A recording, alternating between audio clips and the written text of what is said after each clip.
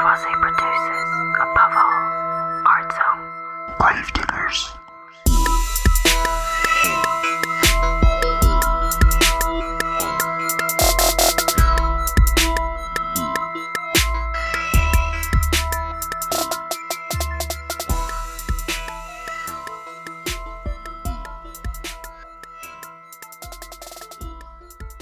Hi everyone.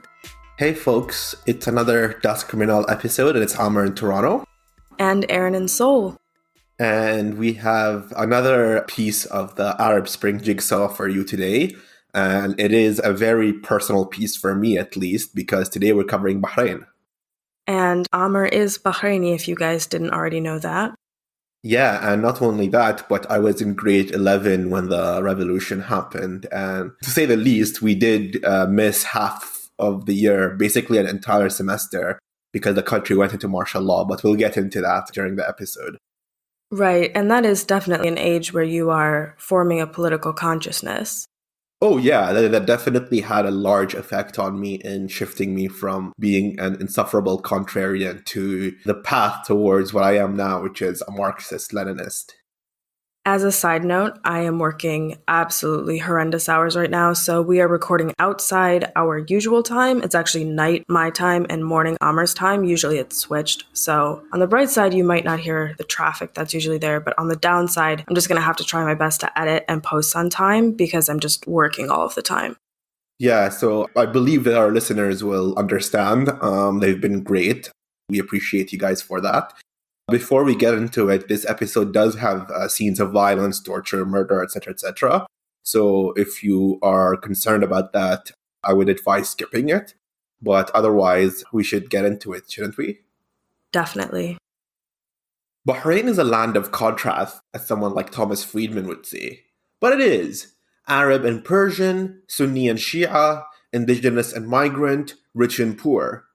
As the Arab Spring swept through the region in 2011, Bahrainis of all stripes saw the opportunity to express their discontent with the status quo in the country. However, unlike the other nations that experienced protests, Bahrain's spring was brutally crushed by the regime within a few weeks. Today, dissidents are either exiled, in jail, or dead, and the rule of the House of Khalifa is more in the grip of iron than ever. But for a brief few weeks in 2011, Bahrainis dared to dream, and today I think we'll revisit those dreams and the nightmare that followed. But before that, I want to get into the history of Bahrain that led to 2011. Bahraini demographics are very complicated, and I'm going to get back to this particular topic throughout the episode.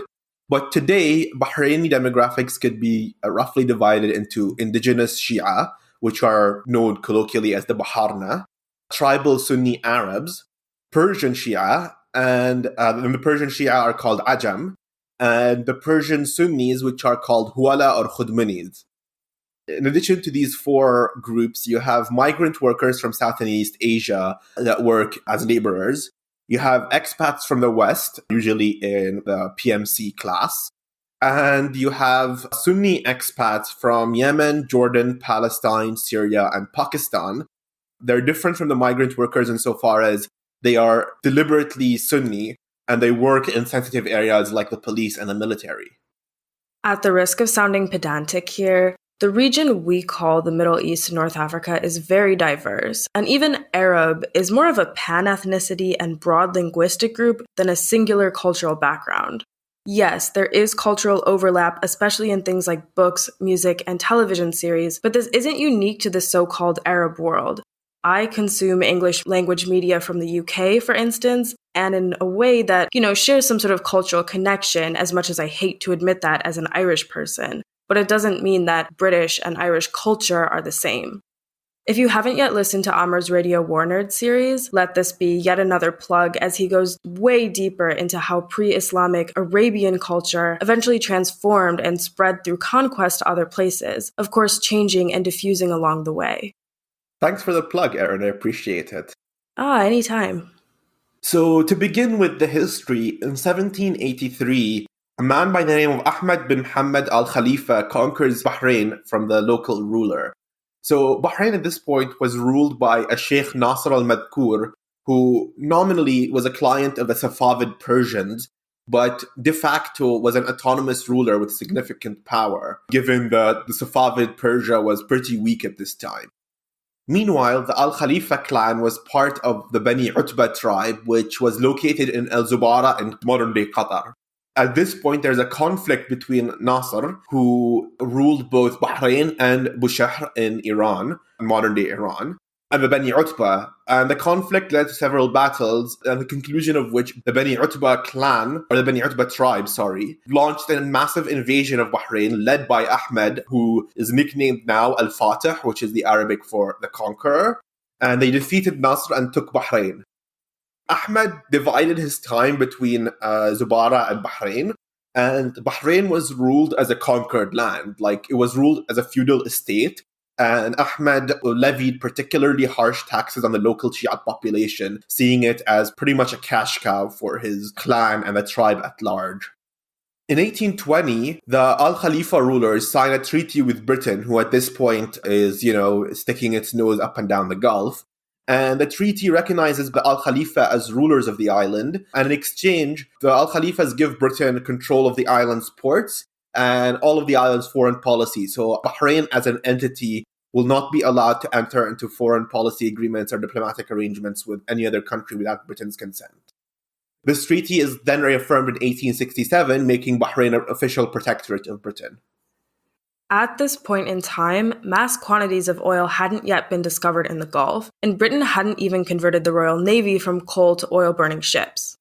Now, we often think of Western intervention in these petrol-heavy states as oil-centric, which in many ways it certainly is. But at the time, Britain was mainly focused on securing trade routes to and from India, the crown jewel of its colonies. So the purpose of colonialism in Bahrain was basically to abet more colonialism elsewhere. Despicable, really. Yeah, it's pretty much a snake eating its own tail. It is a bizarre, self-fulfilling mechanism. And before the creation of the Suez Canal, and even throughout the Suez Canal's existence, Britain's two priorities were to control Egypt, to maintain the Suez Canal's opening to India, and to control the Persian Gulf, which is the other avenue between Britain and India in terms of ships going through the Mediterranean to Egypt, and then crossing to the Gulf and launching ships to India from there. Right, and the Middle East, West Asia, to be more specific, the Levant and the Gulf, whatever you want to call it, has always been strategically important, as in it is at the crossroads of so many different cultures for thousands of years. Yeah, and whoever controls it controls access to these cultures, which is so vital. Right. And not just cultures in the abstract sense, but, material goods, from spices to tea to opium to everything, really. Speaking of oil, by the way, in 1932, Bahrain was one of the first countries in the world to discover oil. And the British create a company called the Bahrain Petroleum Company, aka BAPCO for short. I know this is silly, but bap in Korean means rice, hence kimbap and bibimbap, and I can't stop thinking about this. BAPCO, rice company. Yeah, I didn't know that, actually. That's funny. Oil, you could say, is the rice for Britain. Yeah, they eat it with every meal. Yeah, and, they inject it into their eyelids or whatever. They're definitely addicted to this stuff. Britain, having discovered oil, focuses on Bahrain at this point and moves its naval base, which was initially in Bushehr in Iran, to Bahrain. Oh, and by the way, just FYI, this same naval base was eventually given over to the Americans to house the US's Fifth Fleet, the Navy Fifth Fleet. But I think 2 years ago, we concluded an agreement with Britain, so now we have a naval base for both America and Britain. The British naval base is being built to accommodate the British Navy as well. So Bahrain is pretty much sold out to the West, to NATO. Certainly. Yeah. So in post-1945, there has been agitation by leftists in the country to demand independence from Britain, including what is known as the March Intifada in 1965, which was set off by firing of around a couple of hundred workers from BAPCO, which led to quite violent riots and just a general sort of sentiment of anti-colonialism that demanded independence. In 1968, as part of Britain's sort of belated recognition of its declining empire, it announces its intent to withdraw from the protectorates of the Gulf. In 1969, Bahrain, at this point, is invited along with Qatar and the Trucial states to form a federation. All of these countries have been protectorates of Britain, and noticing Britain's withdrawal, they all sit at the same table to try and hash out potential for a federation or a confederation. But the terms were not agreeable to Bahrain and Qatar, and they elect to withdraw from what becomes the United Arab Emirates, which is essentially the Trucial states. At this point, it's really interesting because Iran ends up claiming Bahrain as part of its territory. And keep in mind, at this point, Iran is ruled by the Shah Reza Pahlavi. This is before the Islamic Revolution, but there is an argument made that Bahrain at one point, aka during the Sheikh Nasser al-Madkur era, and before that, was part of Iran and therefore it should be reclaimed as such. Britain and Iran argue over this, so they bring the Bahraini sovereignty as an issue to the UN. And the UN sends an envoy to assess the will of the Bahraini people. It's often referred to as a survey and or referendum, but the research I did for this episode and previously, I have yet to see an actual referendum results in terms of like a poll or anything. From what I understand, what this amounted to was the envoy going to Bahrain and basically talking to a bunch of people and then coming back to the UN and disclosing the findings based on this sort of very abstract, subjective study. Yeah, that sounds about right. Surprisingly, and I don't know how accurate this is in terms of facts on the ground, in 1970, the UN Security Council Resolution 278 is tabled, and it includes the findings by this envoy who claims that the overwhelming majority of Bahrainis prefer full independence. Now, I don't know how many Bahrainis this person spoke to. I don't know if they spoke Arabic or anything. There is really very little information about this. But from what I understand, Iran acquiesces to the UN resolution, and Bahrain, on August 14th, 1971, formally declares its independence. Yay. Yay, fireworks. In 1973, Bahrain elects first National Assembly based on a constitution. The power still largely resides with the Emir of Bahrain, Isa bin Salman al Khalifa, a descendant of Ahmed the Conqueror. He appoints his brother, Khalifa bin Salman al Khalifa, as the prime minister. And when I say power resides with the Emir, I mean the Emir has the power to appoint the prime minister and the cabinet.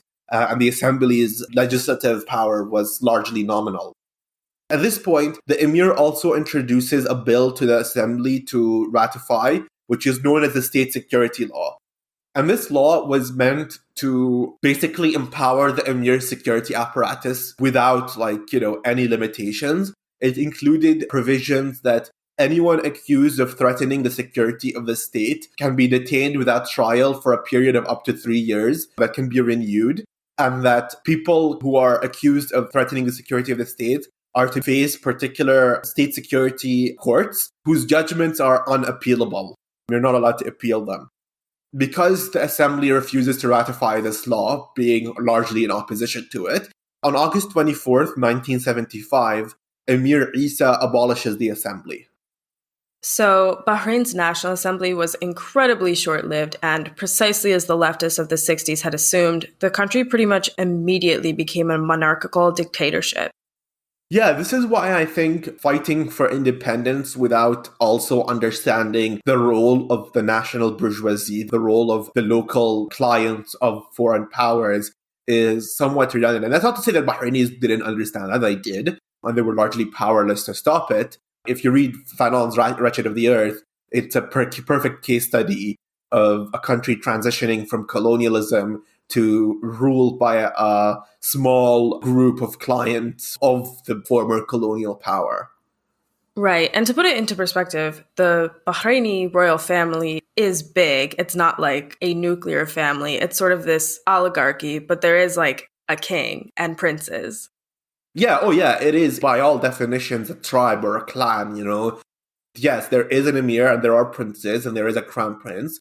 But all the sensitive areas of government, like the ministries of interior, of defense, of law, for example, they're all reserved for members of this clan. Foreign affairs was Khalid bin Salman al Khalifa for the longest time. So you have all these different ministries being controlled by members of this family. In the 1990s, there was what was called the 90s Intifada, which was another burst of low-level violence between opposition and the government. It never exploded into what can be called a war or a civil war by any means, but it took a form similar to that of the Troubles in Ireland in terms of low-level violence between dissidents who use largely Molotov cocktails and crude explosives and the police who retaliate with brutal measures. This ended in 1999, in March 1999, when Emir Isa died and was succeeded by his son, Hamad bin Isa al-Khalifa, who wanted to start his reign with a fresh page. And in 2001, he begins his reign, like he started in 1999, but in 2001 it was really when things picked up, by introducing what is known as the National Action Charter, which was essentially a constitution redo, basically. And part of this charter was Emir Hamad giving a mass amnesty to political prisoners, releasing all of those in prison and inviting those in exile to return without fear of prosecution. The NAC was proposed in 2001, and in a referendum, the turnout for the referendum was 90.2%, with 98.41% of those who voted voting in favor of the NAC, which essentially is a constitution that proposed that Bahrain be transitioned from a state, i.e. a dawla, to a kingdom, an official constitutional monarchy, with the emir becoming King Hamad. And in return, the people will have parliamentary elections for the first time since 1975 for a 40-member Council of Deputies set for October 2002, along with, a slew of promised reforms, political and economic. Okay, so episode over, everyone. Great, you can go home. Yeah, I mean, you could say that Bahrain's problems were resolved, that everyone lived happily ever after. But if you didn't stop listening and you're still listening, you probably know that this is not true. So, for example, corruption was so rampant even after this NAC that in the late 2000s, early 2010s, the government uses public funds to build what is essentially a public project, the Bahrain Financial Harbor, which is a set of skyscrapers with offices, and it's built on land filled from the sea. So I don't know how to describe this in English, but Bahrain does a lot of projects where they fill the sea with a bunch of sand and then build on top of this various projects. And the BFH was then, after having been completed using entirely public funds, sold by the so-called government to the private ownership as an individual of the Prime Minister Khalifa bin Salman al-Khalifa for the exorbitant and unbelievable sum of exactly 1.00 Bahraini dinars, which today in 2021 translate to 2.65 US dollars. Wow, what a fucking joke. Also, the Gulf states fucking love building those islands, those sand islands. Love it. Oh, yeah, I mean, they destroy the coral reefs, they destroy the marine environment of the Gulf, which is supposedly used to be one of the most beautiful environments in terms of scuba diving and such, but not anymore because it's all just sand now. And yeah, it's a bloody joke. I remember one of the protests during 2011, everyone was waving a 1 dinar bill asking to buy the Bahraini Financial Harbor, which is hilarious in my opinion. Oh, that's so good. Yeah. With that history in mind, we come to the revolution itself. So, having witnessed the Arab Spring sort of spread from Tunisia eastwards, on February 14th, 2011, Bahrainis organized what is known as a Day of Rage, in which thousands of protest in the Shia opposition hotbed of Sitra, which is a city in Bahrain. The police respond with the predictable rubber bullets and tear gas, and in this clash, a man by the name of Ali al-Mushayma is killed by the police from shotgun wounds to the back. Ali al-Mushayma was a 21-year-old Shia Bahraini who was killed protesting. Police shot him with birdshot pellets at close range in the back, basically pulverizing his heart and lungs. Please be aware that the Wikipedia page about his death contains graphic images of those injuries. Yeah, we're not going to post these pictures on our Instagram, so don't worry. But if you want to go looking, you can Google it. And so Ali becomes the first martyr of this revolution. On the 15th of February, the next day, thousands attend the funeral of al-Mushayma. And during the funeral, clashes occur with the police, who try to shut down the funeral, and a man by the name of Fadl al-Matruq is killed also by shotgun pellets to the back, and a second funeral is organized for him. And on the same day as that funeral, protesters moved to occupy what is known as Pearl Roundabout at around 3 p.m. To let everyone know, Pearl Roundabout is this Well, it's a roundabout in Bahrain, and it's iconic insofar as it's the center of Manama, the capital. And the roundabout links the financial district to the district of embassies to the residential areas. It's the center of the city, the center of the country. And it's a roundabout with a structure in the middle that is basically these towers with a white pearl at the top, because Bahrain is long known for its pearling industry. Since the time of antiquity, it's known for its pearls. And so this was an icon of Bahrain, like a national sort of structure symbolizing Bahrain. By nightfall of the same day, over 10,000 people have arrived at the roundabout.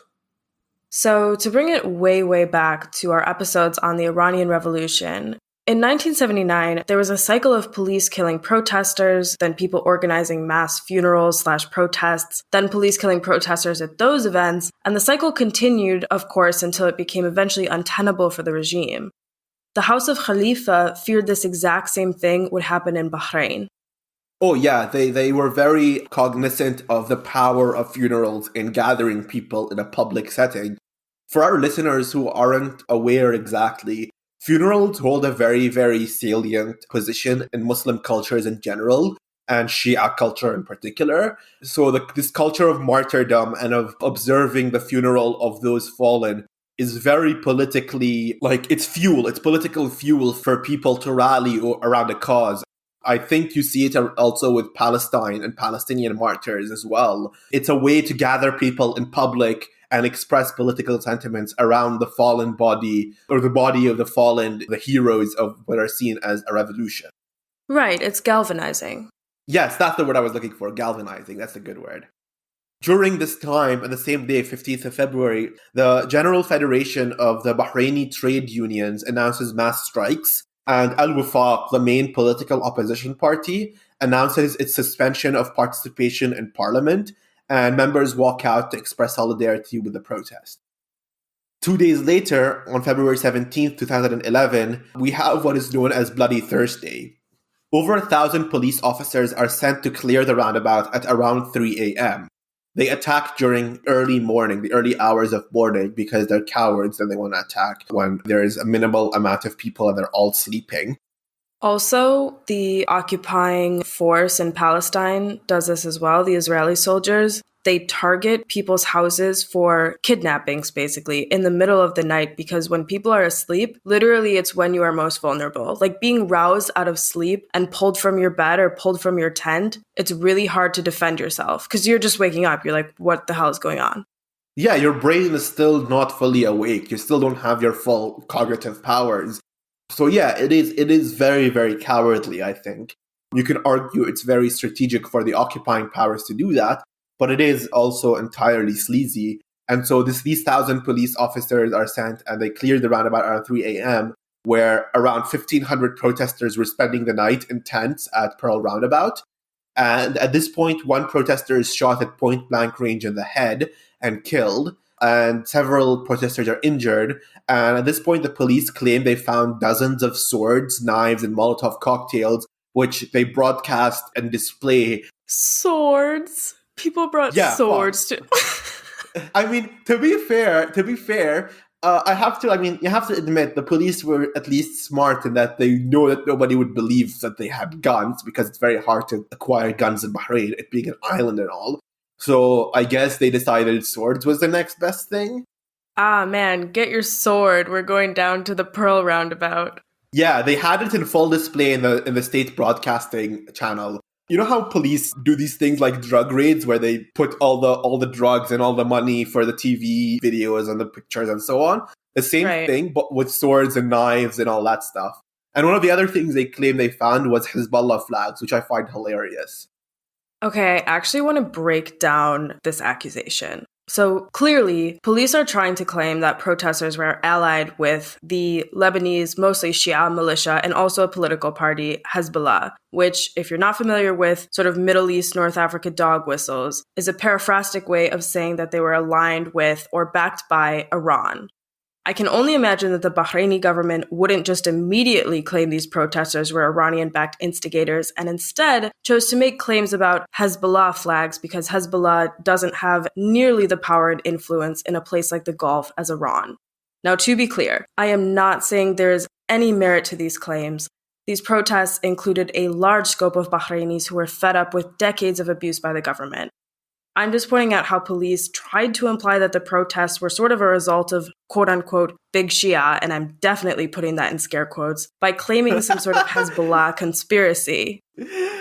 Yeah, I'm definitely going to steal big Shia, but you're absolutely right. But that's not to say that the Bahraini government was ashamed in any way, shape, or form, because immediately after the accusations that the protesters were associated with Hezbollah, the government openly came out and claimed they're also associated with Iran, and that Iran is bankrolling and funding and arming them. And I think for our listeners, a good analogy would be what's happening in the US in terms of the scare over Russia, how anyone who is, not part of the status quo per se is deemed an agent of Russia or Russia influenced or controlled by Vladimir Putin in a small room with computers that control these Manchurian candidates or whatever.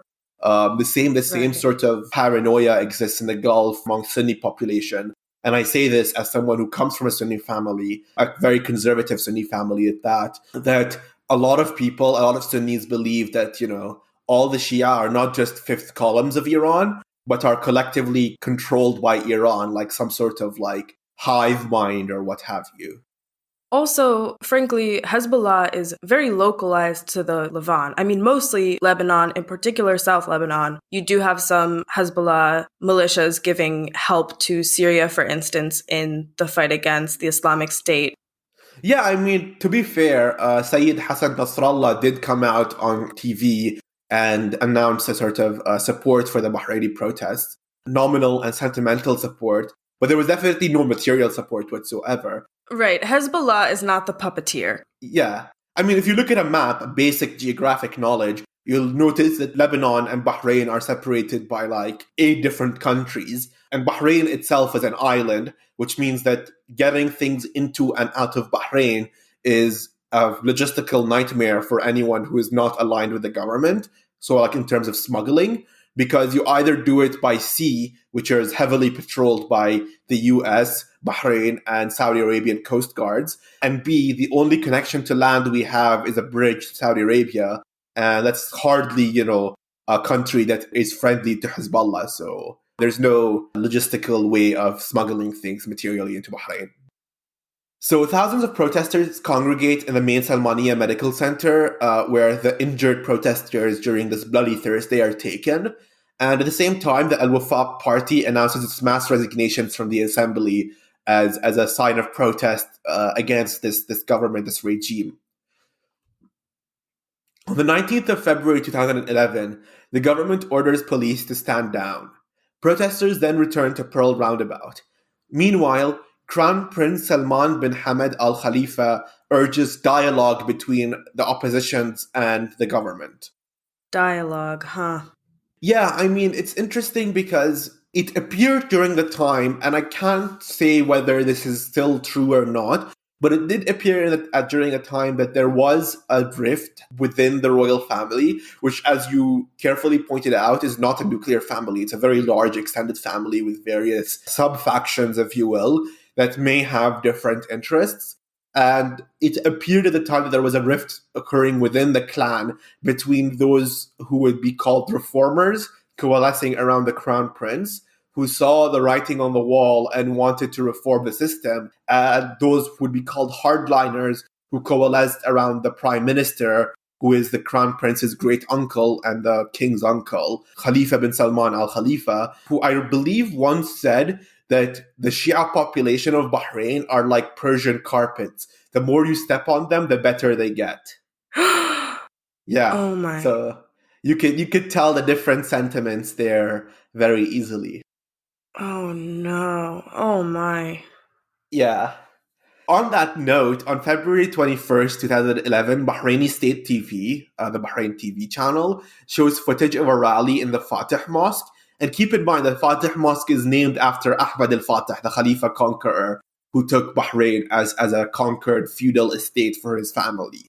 That rally is supposedly in support of the monarchy, and the TV channel claimed that 300,000 people attended the rally, which, if true, would constitute 50% of the number of Bahraini citizens.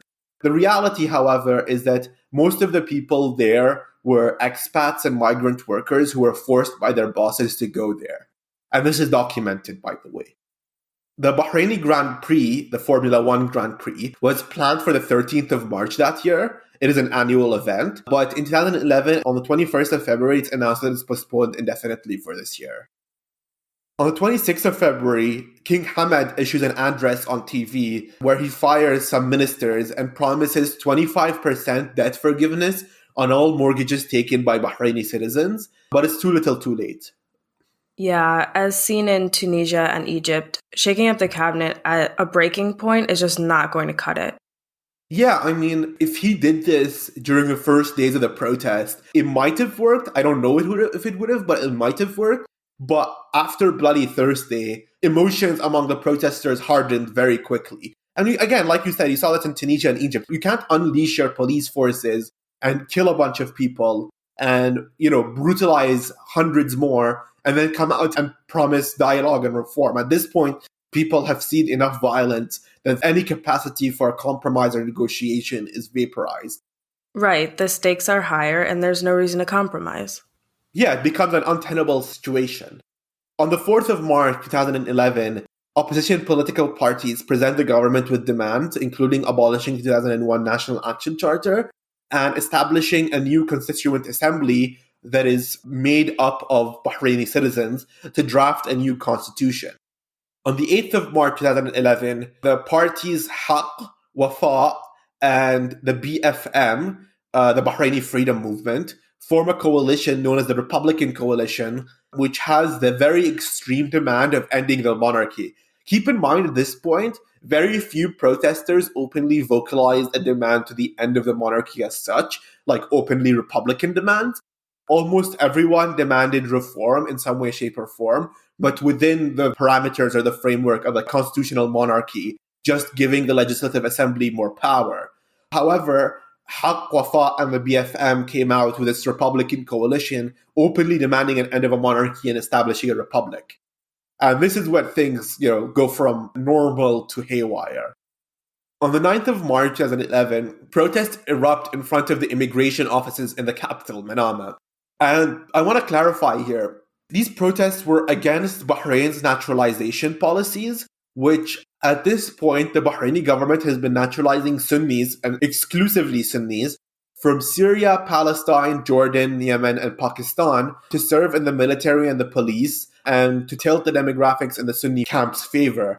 And it's interesting because in the police, for example, as well as the military, you have this hierarchy where Pakistanis act as the ground sort of shock troops, the ground level grunts. The mid-level officers are usually Jordanian, Palestinian, or Syrian, and the upper echelons are strictly Bahraini, with some Palestinian and Syrian higher officers. And it's interesting because Bahrain gained independence in 1971, and there was a huge influx of Sunni Palestinians that were invited to come in as citizens. And guess what? They were invited from Jordan after Black September, where Palestinians were no longer welcome in Jordan. Bahrain saw that as an opportunity to fudge the numbers in favor of Sunni proportions. And, by the way, geopolitically speaking, Bahrain is no friend to Palestine. Bahrain has normalized ties with Israel. And just because you are a member of an oppressed group being Palestinian doesn't make it okay to fucking brutalize people in Bahrain, obviously.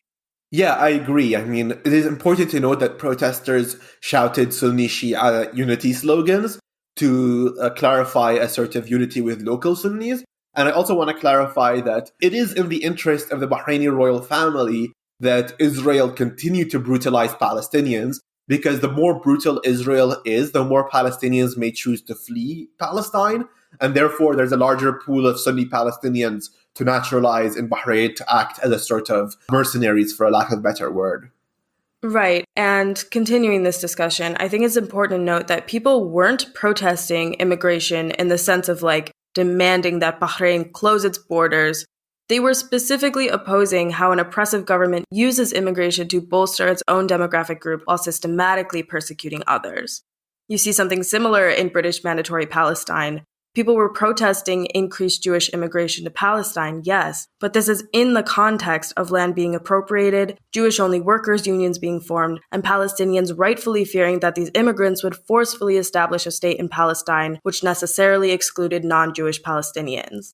There is a massive difference between hatred toward immigrants based in racism and nationalism, and then protesting against a government in power which is exploiting demographics to shut down things like workers' unions.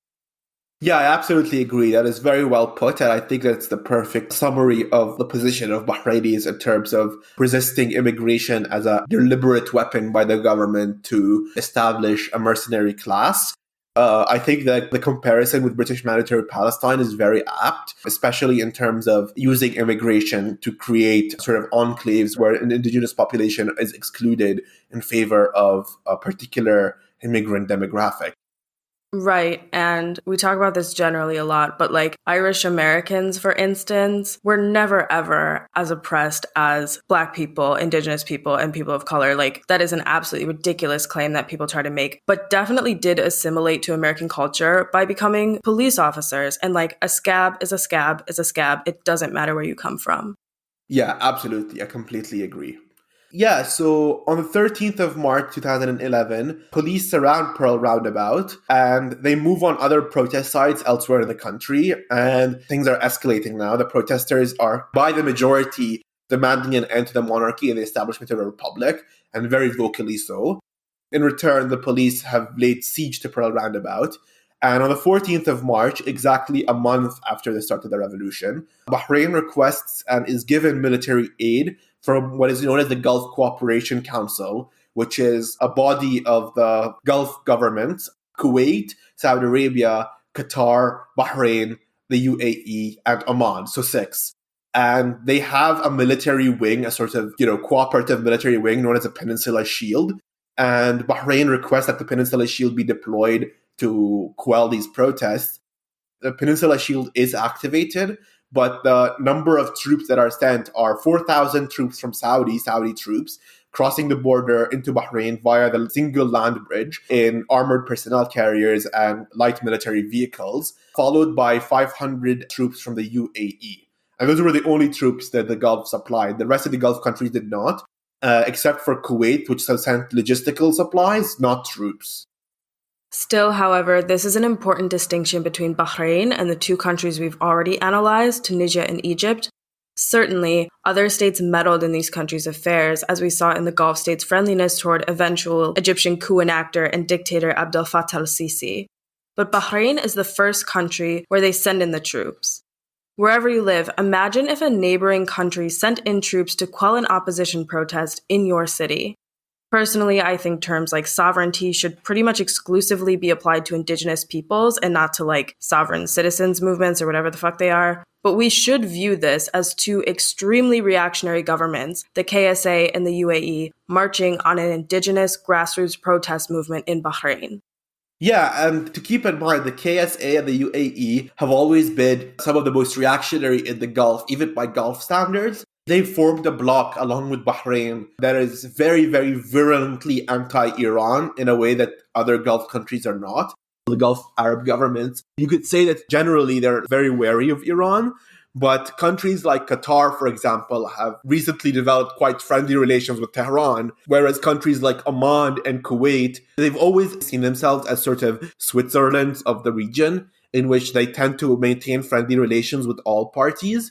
Whereas Bahrain, the UAE, and Saudi Arabia were always very, very virulently and extremely anti-Iran, not just in a rational level, but to a point where the political nature of their anti-Iranness completely melds with an underlying anti-Shia sectarian policies, including indigenous Shia, especially in Bahrain and the eastern provinces of Saudi Arabia. Oh, 100%. And we've said it before, but Saudi Arabia is fucking emoji movie ISIS. Yes, pretty much. Yeah, it's horrible. If there's one country besides Israel that deserves the BDS treatment, it's Saudi Arabia, by far, in my opinion. On the 15th and the 16th of March 2011, the Peninsula Shield is deployed formally to national hotspots in Bahrain, i.e. ministries and other volatile buildings. And this basically frees up the local security and military apparatus to move in and crush protesters. So the police end up moving in on the 16th of March to Pearl Roundabout using batons, tear gas, and rubber bullets. And 5 are killed, dozens are wounded, and dozens more are captured. On the 17th of March 2011, the police move in surrounding Salmaniya Hospital, which has become another hotbed of protests because the protesters who fled Pearl Roundabout coalesced again in Salmaniya, where the injured had been taken, and the police surrounded on the 17th of March, trapping hundreds inside. On the same day, opposition leaders of the various parties, including Ibrahim Sharif of the Wa'ad party, which is a leftist party, and Hassan Mushaima and Abdul Jalil al-Singais of the Haq party, which is an Islamist conservative party, a Shia Islamist conservative party, are all arrested and held captive. And on the 18th of March 2011, a month and a few days after the start of the revolution, the Pearl Roundabout structure, is demolished, killing 1 worker. Literally annihilating a symbol and physical site of the attempted revolution and killing a worker in the process. Unfucking believable.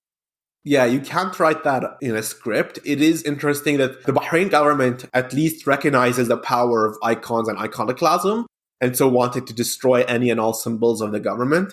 To give you a few stories of that, for one, there is a local fast food joint known as Jasmi's in Bahrain. It's kind of like McDonald's. It's pretty much similar to McDonald's, except it's a local version. It's very popular. They have really good food, all things considered. And they're the paper bags in which they give you the food. They have various icons of Bahrain on the paper bags, so like various buildings and so on, including the Pearl Roundabout, like a little Pearl Roundabout drawing on the paper bag. And after 2011, all mention of that was erased. So like the paper bag had no Pearl Roundabout on it. So like I don't know what they did with the remaining paper bags with the Pearl Roundabout, but after that the paper bags were very different. Or rather, similar but without the Pearl Roundabout structure. Imagine just being a Bahraini fast food worker and being told you have to shred 1 million paper bags with a Pearl Roundabout on them. Yeah, it's grim. I mean, it's interesting because there is a significant local population in Bahrain that work as fast food workers. And that was one of the causes of the protest, by the way. The fact that Bahrain has this indigenous Bahraini population, this Shia population, that is very well educated in terms of high school, university degrees, etc., but because the Bahraini government has a policy where certain sectors considered sensitive are considered off limits to the local population. So, for example, of the 2 major hospitals that were in Bahrain before 2011, now there are 3, but there were 2. There was the Bahrain Defense Force Hospital and Salmaniya Medical Complex. Salmaniya allowed the hiring of Shia doctors, but Bahrain Defense Force Hospital had a strict policy of not hiring Bahraini doctors. It wasn't written on paper or anything, but it was a very well-known, spoken, unofficial policy of not hiring Bahraini doctors. And this was seen across various sectors where you had certain companies in certain areas like the police and the military that did not hire Bahrainis. So you had this glut of Bahrainis who were well educated but could not find work whatsoever and end up working as work that is very much beneath their education. So you have like engineers and various master's degree holders working as fast food workers, which is not to begrudge fast food workers or to look down on them, but these people who were expecting to work more lucrative jobs or more productive jobs are working as fast food workers because jobs are being given to Sunnis who are naturalized and then weaponized to act as a buffer class between the royal family and the ruling elite and the indigenous population. It's a society where people, Shias in particular, are forced into certain sectors, and those are sectors that are generally not paid as well and not respected as well. Exactly. To completely re-emphasize the point, when the Pearl Roundabout was demolished, it was replaced with a traffic intersection, a massive traffic intersection of like 6 or 7 outlets. And the traffic intersection was named Al Farouk intersection. And for those of our listeners who don't understand the significance of this, Al Farouk refers to a title given to Umar al-Khattab, who was one of the companions of the Prophet. And he was known as being very anti-Ali. So there was a very much political and social rivalry between Omar's faction and Ali's faction during and after the death of the Prophet.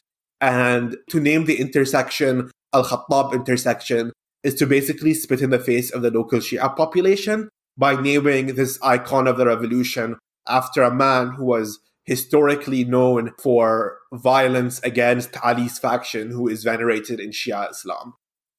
So the aftermath of all of this, you had Bahraini national TV broadcasting photos from the Pearl Roundabout rallies with various faces of protesters circled in red, demanding that people identify these so-called traitors.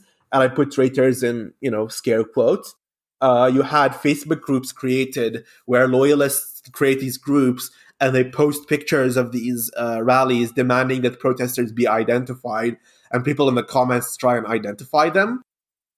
Facebook is a reactionary hotbed. Despite claims of a Facebook revolution or a Twitter revolution, I've yet to see a sustained grassroots movement arise on social media that hasn't been just absolutely pulverized as it attempted to materialize in real life. And call me old-fashioned, but I think we should still meet in smoke-filled cafes and pass around revolutionary literature.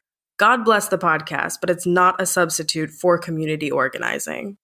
I think it's very much your point is true in the sense that any viable movement must be built by and for the community in the sort of real physical sense of people you're around at work and in life, not people you see on Twitter with ads like Comrade, Soviet, Hammer and Sickle, whatever, who lives like in a country 5,000 miles away.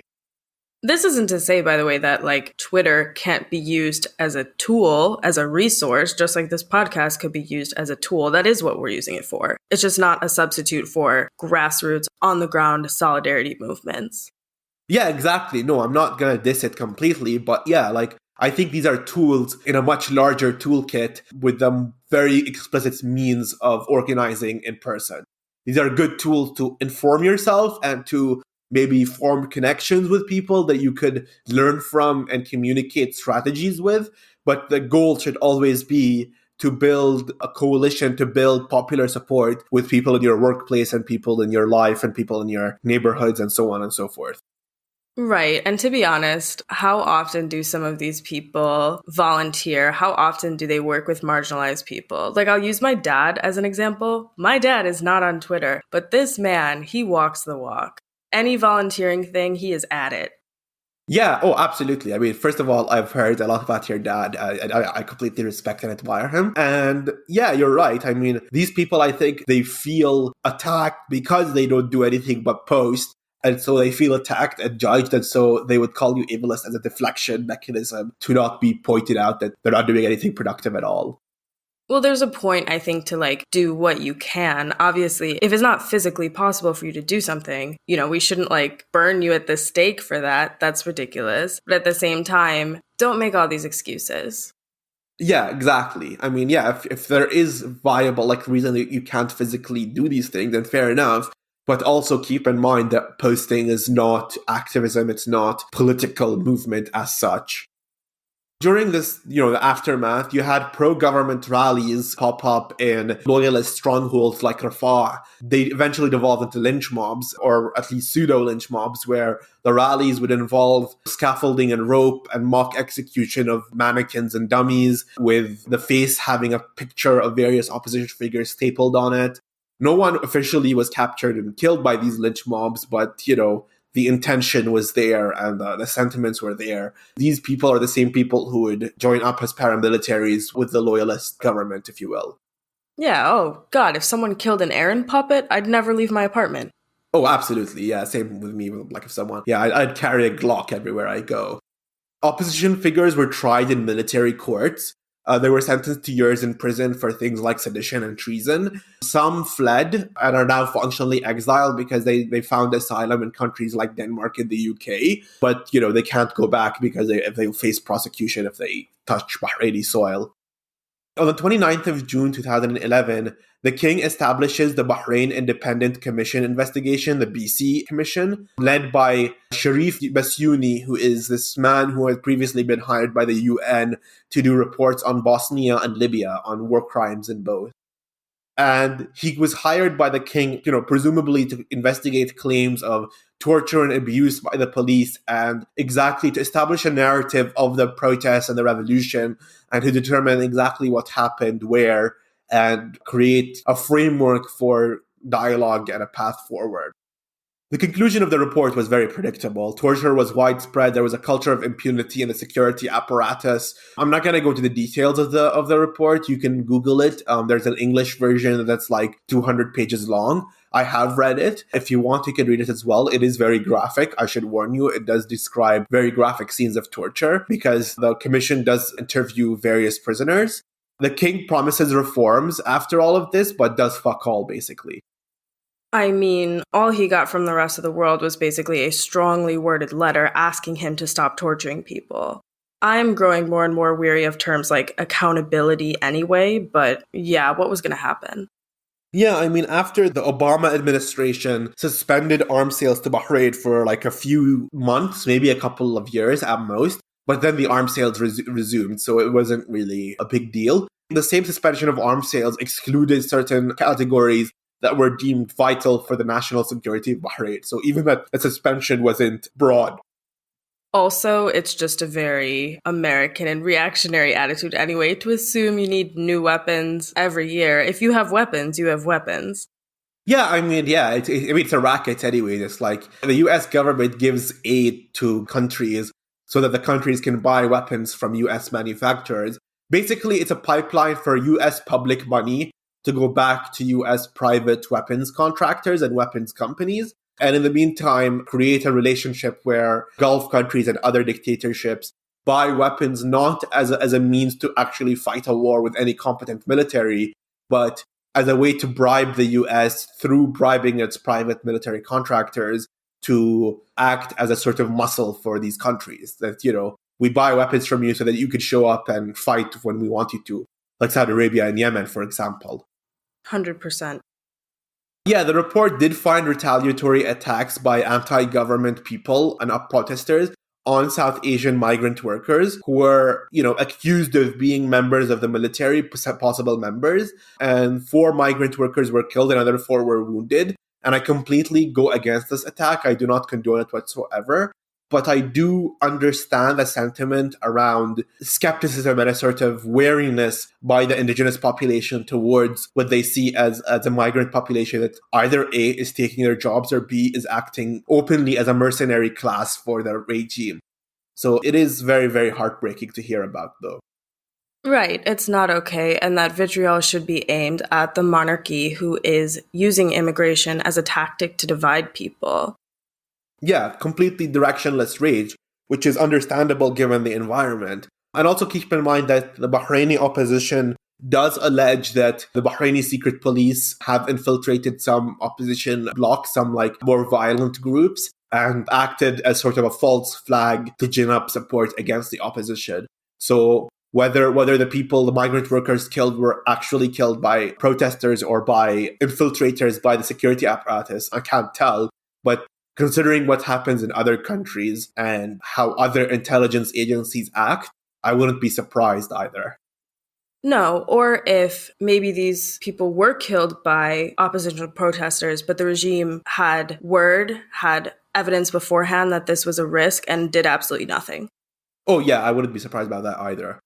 On the other hand, various local Shia mosques and shrines who have existed in Bahrain for decades, if not centuries, have been destroyed by the government, who cited not having proper safety license or proper building license from municipal bodies, which I believe is the same thing that the Israeli government uses to destroy Palestinian homes. But a fun fact here, during the BC Commission's inquiry, a noted human rights attorney, Amal Clooney, acted as an advisor on retainer to the King of Bahrain. So very much human rights protector Amal Clooney doing human rights protections there. What a fucking joke. And George Clooney similarly claims to give a fuck about human rights while taking a check as a Nespresso spokesman, a company notorious for child enslavement. Do not trust these people as far as you can throw them. They have class consciousness, and their class isn't the same as yours. Oh, absolutely. They're completely aware that they're in a class war, and they know who they're fighting against and who they're fighting with, and they're sure as hell not fighting for you or with you. I think it's absolutely incredible that Emma Clooney claims to care about these abused children worldwide while her husband is collecting money from fucking Nestle. Well, it's a racket. If you think about it, if it wasn't for Nespresso, there wouldn't be abused children to care about. So, if anything, it's a circle. It's, George is providing the children for Amal to care about. The snake strikes again. Yeah. Yeah, George Clooney is the husband all men should aspire to be. Guys, dudes, if your woman wants abused children to care about, find a company that abuses children and advertise for them. Just do what your woman wants, okay? It's also like there are people out there who, if you point out how Emma Clooney claims to be a human rights attorney, and I mean, we can attack her regardless for being the King of Bahrain's advisor as he brutalized protesters. But anyway, there are people who will say it's sexist to point out that Emma Clooney's husband, George Clooney, is taking money from Nestle and that it's bad. But like, my partner doesn't take money from a company that enslaves children in the global south. Like, what are you saying? Yeah, like, it's not that hard. Like, and especially for someone like George Clooney, like, I would get it if some, like, normal schmo does that. But George Clooney is a millionaire already. So, like, it's not like he needs the fucking money.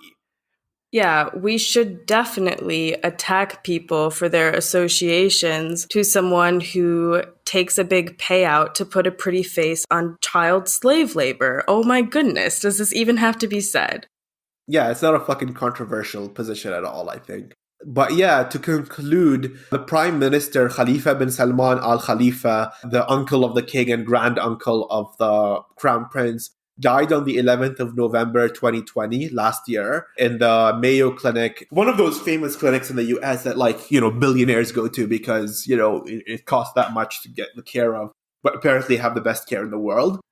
My grandfather was a drug addict, and he died in a hospital called St. Joseph's that the locals called Sloppy Joe's. Seriously? No, I swear to God, this is true. Okay, I mean, I hope the hospital was good at least.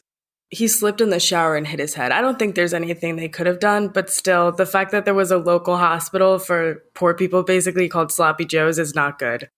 Yeah, I would be very concerned about that. Prime Minister died on the 11th of November at the ripe old age of 84, having served over 50 years consecutively as Prime Minister, and until his death, he was the longest-serving Prime Minister in the world, having served since 1970. The new Prime Minister now is the Crown Prince himself, Salman bin Hamad Al Khalifa. The king chose to, coalesce the offices of Crown Prince and office of Prime Minister into one person. I guess grooming Salman for succession, being the head of state. So we'll see what happens. But, at this point, Bahrain is completely in the grips of the Khalifas, and any and all opposition figures, like I said, are either dead, in jail, or exiled. So that's a very happy note to end the podcast on, I think. Thank you, Amr, as well, for sharing your experiences with us. Yeah, I mean, if any of our listeners have any further questions, I was in grade 11 when all of this happened. I moved out of Bahrain in 2012, but I lived through it as much as a teen does. If you have any questions, feel free to reach out to us on our Instagram or our Patreon, and I'd be happy to answer our listeners' questions. Yeah, and even if you don't have questions, you can still check those websites out. Yeah, do subscribe to our Patreon. We do try hard, and there are bonuses like a full episode every month and 2 mini episodes and all of our back category of bonus episodes. We save our hottest takes for the Patreon. Yeah, things that, the masses don't hear because we're a lot more shy on the free episodes. Yeah. Additionally, rate, review, subscribe. It really helps with the podcast visibility in search algorithms. So, for example, when people search for information about the protests in Bahrain, we want our podcast to pop up before regime propaganda. Duh. Yeah, so please do that. Yeah, without further ado, see you guys all next time. Hope you guys have a great week ahead of you. Thanks for listening. Bye.